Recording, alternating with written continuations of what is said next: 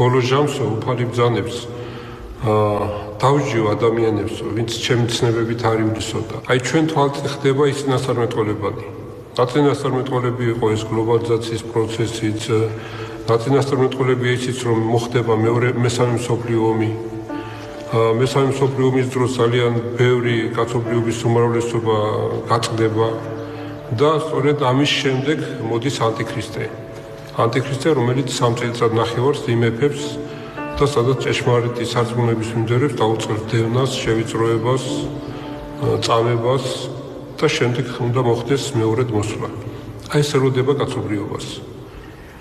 ის კიდე იმ თვისებებით იქნება აღჭურვილი, რასაც მთელ კაცობრიობას მოაწონებს. იქნება ბრძენი, გარეგნულად რა თქმა უნდა, ტკბილად მოუბარი, ძალიან ბევრ რამეს დაპირდება კაცობრიობას, ბევრ რამესაც შეუსრულებს და სწორედ აი ეს სჭირდება ხალხს და გამომდინარე აქედან ბევრი ცდუნდება, მიიღებს მას როგორც მესიას.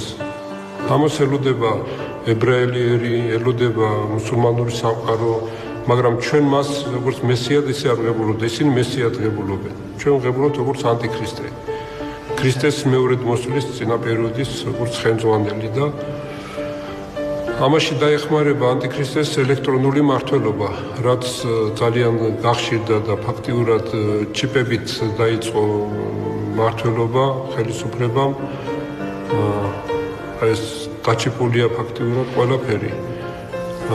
ყველგან აღბეჭდილი არის მხეცის რიცხვი 666.